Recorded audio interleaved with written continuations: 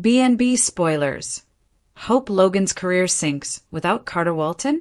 The bold and the beautiful spoilers say Hope Logan is riding high. Her wedding is right around the corner, and her career is on fire. But what goes up must come down, and Annika Noel's character could be in for a rude awakening. Was Carter Walton more vital to her career than she realized? How far will HFTF make it when Carter pulls his support? Keep reading to find out what's coming up next on Bold and Beautiful. Spoilers down below. Carter loses interest in HFTF. Hope for the Future is making an epic comeback, and Carter Walton, Lawrence St. Victor, is definitely a huge reason why the company is still afloat. He literally stole Forrester Creations just to support his girlfriend's fashion line. And since the coup, Carter has supported all things Hope for the Future. According to Bold and the Beautiful spoilers, Carter is moving on this month on the CBS soap, and there's a new-ish woman in his life. Daphne Rose Linnea Grace has had her eyes on Hope's ex since she arrived in Los Angeles. The two Forrester Creations employees will start spending time together and might even make their new romance official before the holidays. Carter and Hope Logan's breakup was nauseatingly amicable. Carter told Hope to go be with her family, and she did.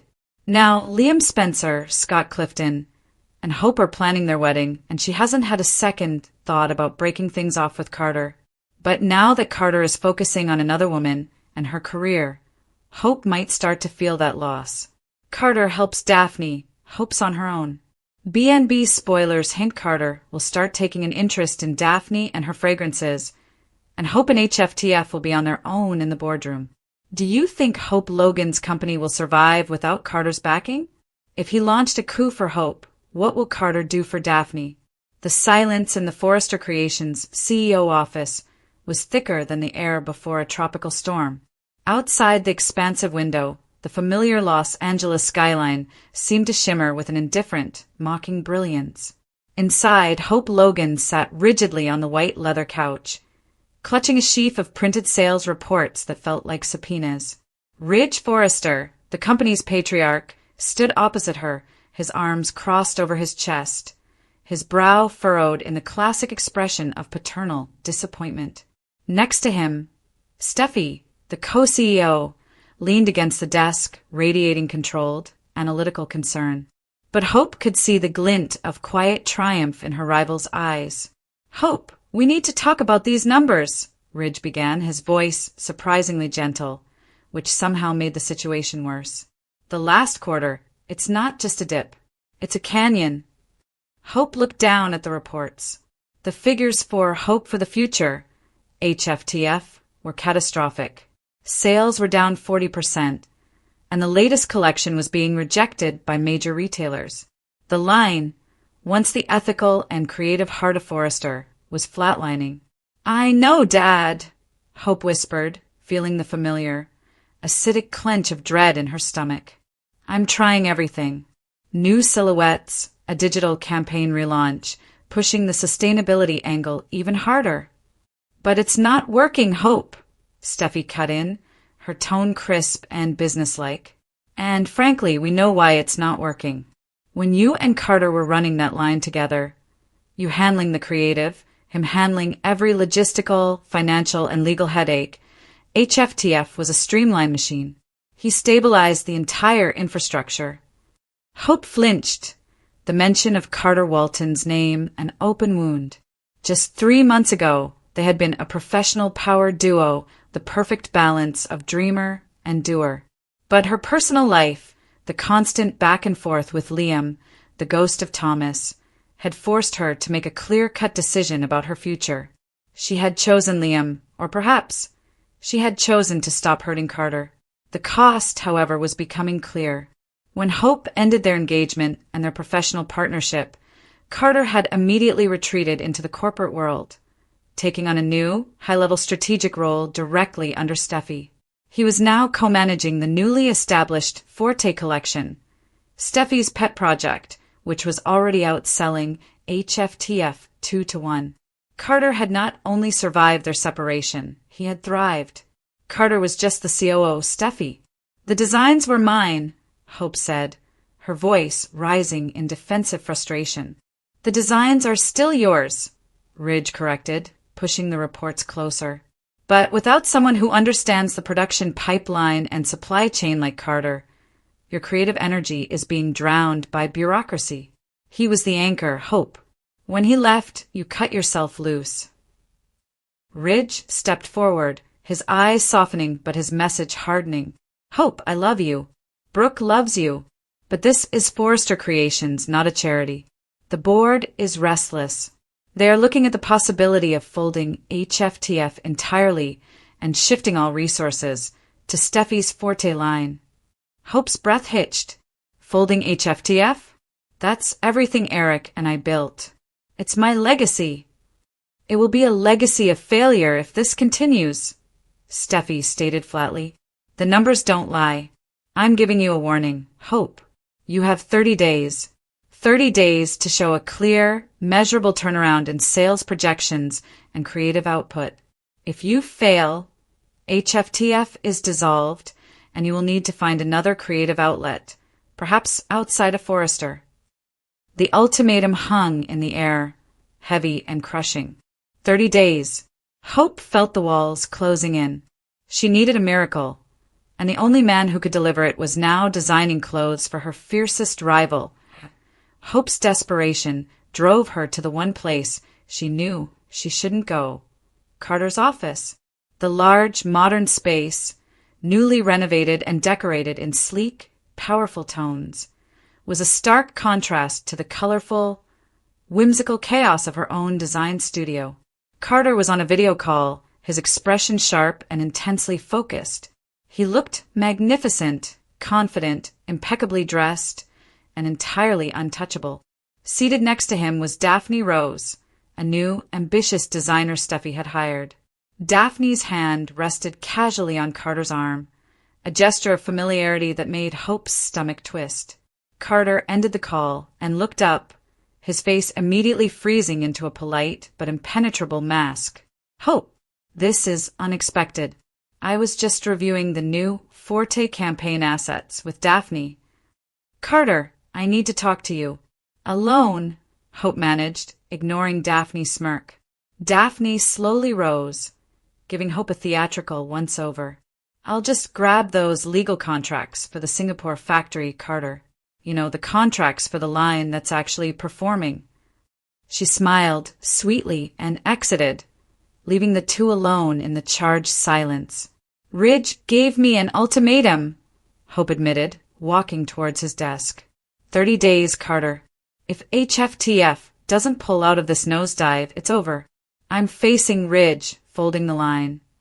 Carter picked up a pen and tapped it lightly on his blotter. "That's rough, Hope. But you're a fantastic designer. You'll figure it out." "I can't. Not like this," Hope confessed, the words tearing out of her. "When you left, Carter, it was like the foundation crumbled. I'm drowning in paperwork. I missed the deadline for the fabric reorder, and the entire new collection has a major legal exposure because I didn't verify the licensing rights for the digital print. I was so focused on the creative, I let everything else slide. You were my safety net." She felt the silence of the office descend on her, cold and absolute. The ringtone of her phone, Carter's name flashing, was a cruel joke. She let it ring, sinking slowly onto the white leather sofa, the city lights suddenly accusatory. "You're on your own." The words echoed in the sudden vacuum of her mind. For months, they had been a unit, a power couple defined by their synergy. Now, with a single, heroic, and utterly secretive action, Carter had severed the link, leaving her untethered in the high winds of the business world. Her empire, built on their combined strength, was suddenly half-finished, vulnerable. She thought back over the past weeks, the half-explanations, the hurried goodbyes, the absence of his presence in the evenings. It wasn't malice, she realized with a fresh wave of bitter pain. It was a calculated decision that prioritized his role in Daphne's drama over his role in her life. He hadn't cheated with Daphne, but he had betrayed their core agreement, partnership. In his grand gesture of integrity and defense, he had stripped hope of hers. "It's not about the business," she whispered to the empty room, her voice husky. It's about the fact that he looked at a ticking time bomb and decided to stand right next to it without telling the person he promised forever to. The subsequent days were a blur of damage control. Hope, with the cold efficiency of a person running on pure adrenaline and wounded pride, addressed the press. She was professional, restrained, and meticulously avoided mentioning Carter by name. She reclaimed the narrative of her company, emphasizing its stability and its original vision. But the nights were a different story. They were long, quiet stretches of profound solitude. The apartment, once filled with Carter's easy laugh and the comforting rhythm of his presence, was now just a space she inhabited. She ate dinner alone, managed the financial fallout alone, and most painfully she grieved alone. Friends called, offering their shock and judgment, but Hope couldn't stomach the pity or the gossip. She needed space to recalibrate, to find the balance in a world that had suddenly listed severely to one side. 1 week later, a thick manila envelope arrived. It contained Carter's signed and notarized resignation from their company, clean and amicable, ceding all his equity back to her. A small, handwritten note was tucked inside. Hope, I know words are meaningless now, but please believe that I did what I had to do. I couldn't put you or our company in the crosshairs of Thorne's machine, and my only leverage was total silence. I broke the most important promise I ever made to you, the one of absolute transparency. I am truly sorry. This is over, and it has to be. You deserve better than a partner who operates in the dark. You don't need me. You never did. Now go prove it. See. Hope read the note once, then tore it into fine strips, letting them flutter into the waste bin. You don't need me. You never did. That was the final, and perhaps most painful, part of his betrayal. It was his way of rationalizing his choice. By minimizing her need, he minimized his fault. But as the days bled into weeks, Hope realized the painful truth of the moment. She was alone, but she wasn't defeated. The shock had worn off, leaving behind a hard, resilient core. She wasn't just managing the company. She was restructuring it, streamlining processes Carter had overcomplicated, and injecting her original, pure vision back into the brand. She hired a new legal counsel who operated with complete, open communication, and she poured herself into design, creating pieces that reflected her current state. Beautiful, sharp, and uncompromisingly independent.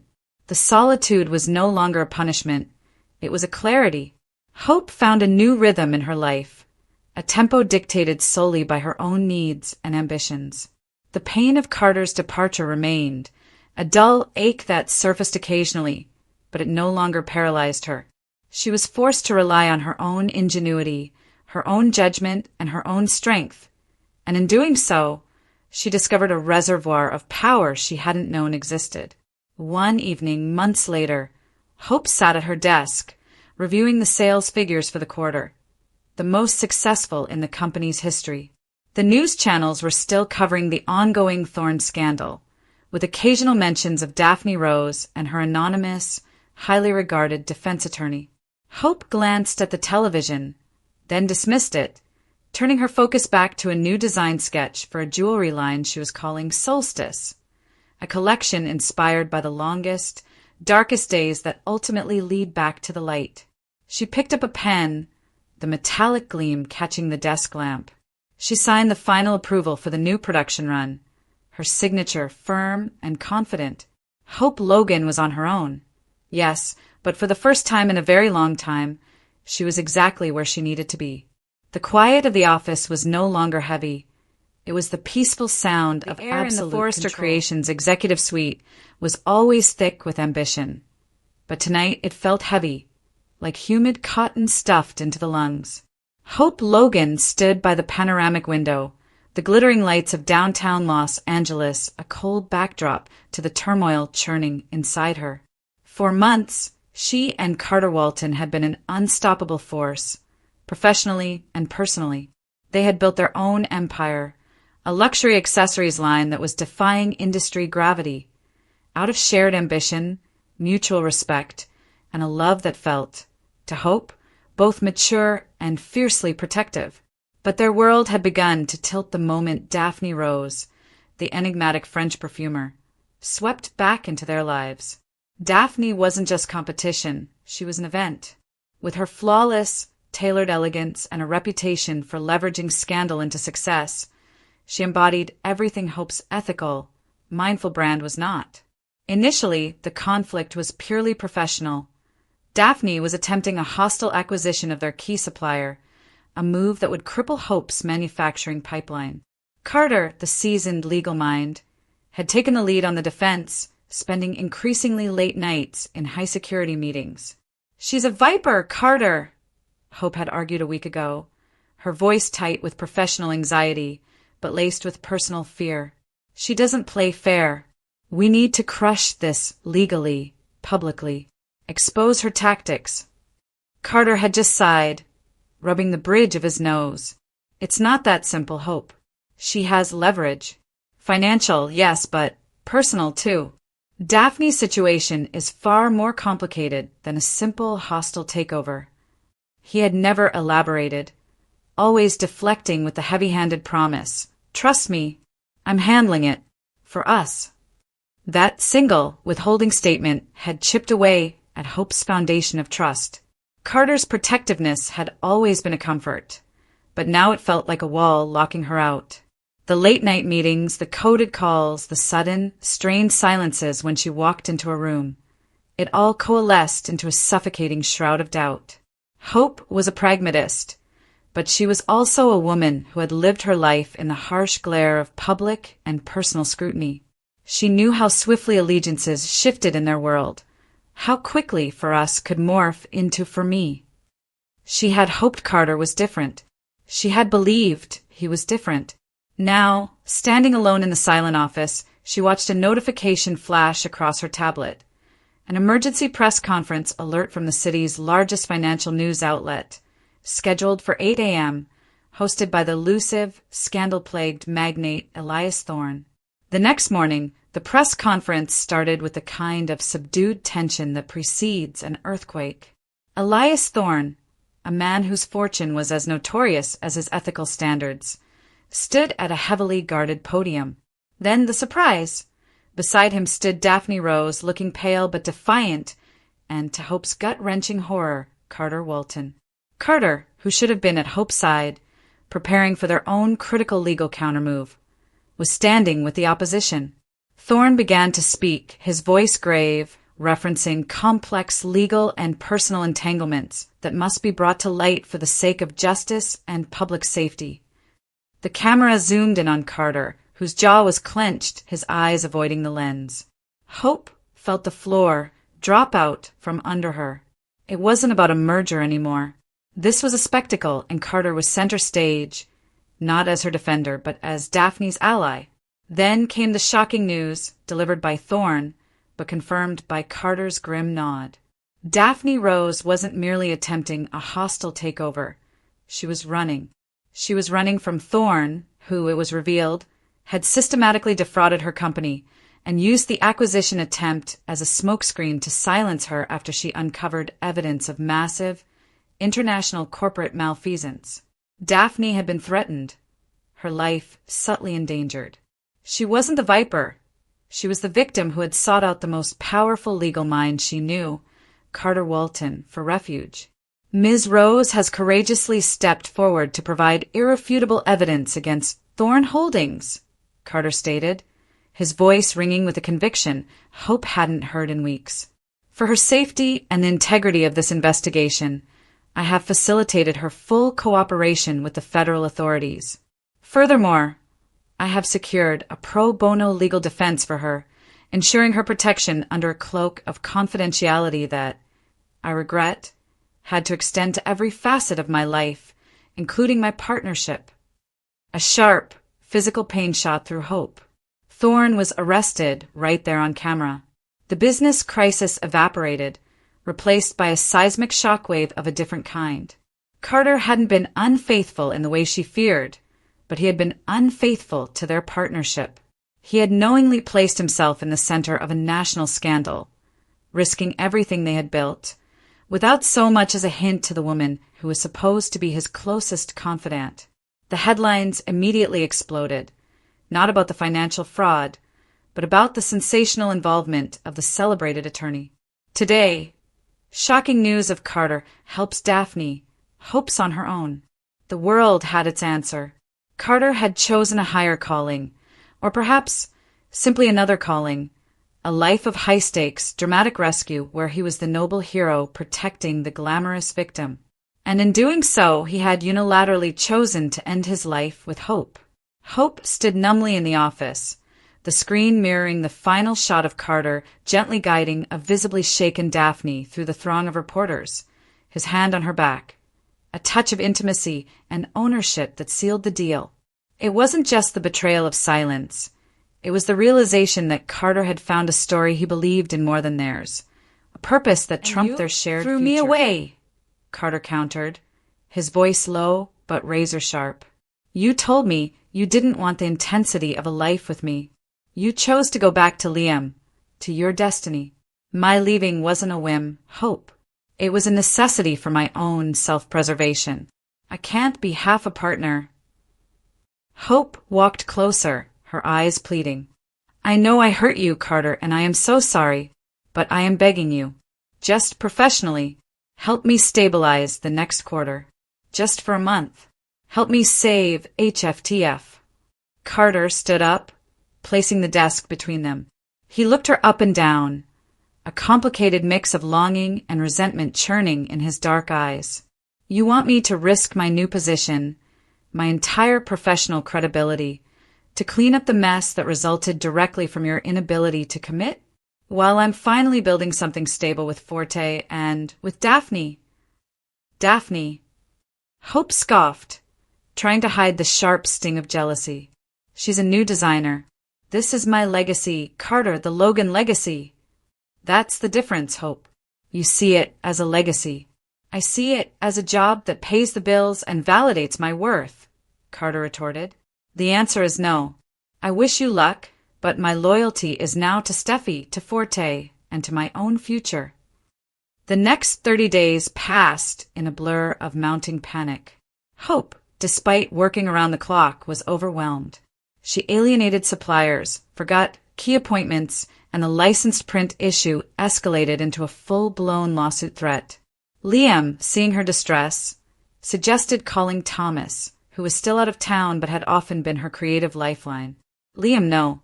I can't go back there," Hope insisted, shaking her head vehemently. "I can't let my design career depend on Thomas's emotional stability. I've made my choice. I'm with you now. I just need to figure this out on my own."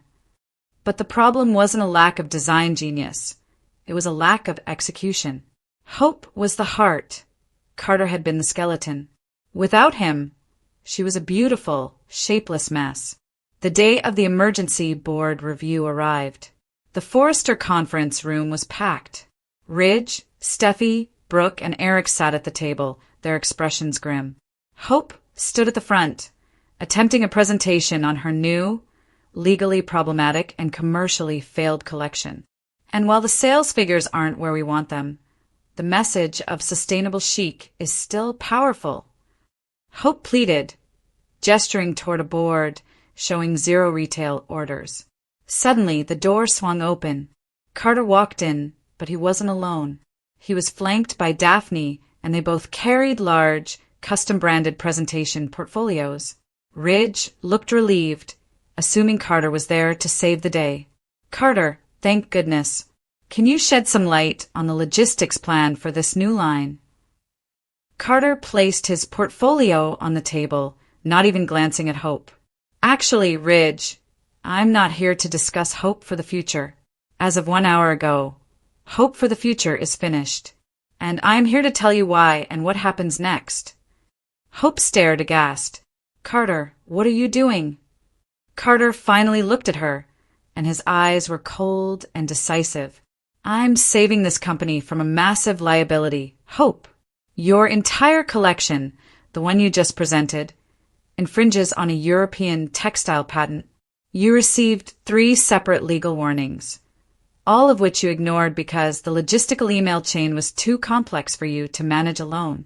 I intercepted the last one and alerted the Forrester legal team minutes before they filed the official injunction. A collective gasp went around the room. Brooke put a hand to her chest. Ridge looked apoplectic. I am formally recommending, on behalf of the co-CEO, Steffi Forrester, that the Hope for the Future line be dissolved immediately to mitigate corporate risk, Carter announced, his voice booming with legal authority. The cost of the potential lawsuit combined with the abysmal sales makes this line unsustainable. Hope felt the floor drop out from under her. It wasn't just a failure of creativity.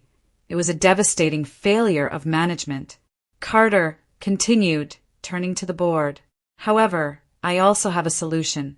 For months, Daphne and I have been building a new, highly targeted division called Artisan Collective. This line focuses on high-end, limited-run pieces, bypassing the mass-market instability that plagued HFTF. Daphne stepped forward, beaming. It's small batch, high profit, and completely self-sufficient. Every contract, every supplier, every piece of intellectual property is rock solid, secured by Carter. It is the future of boutique design.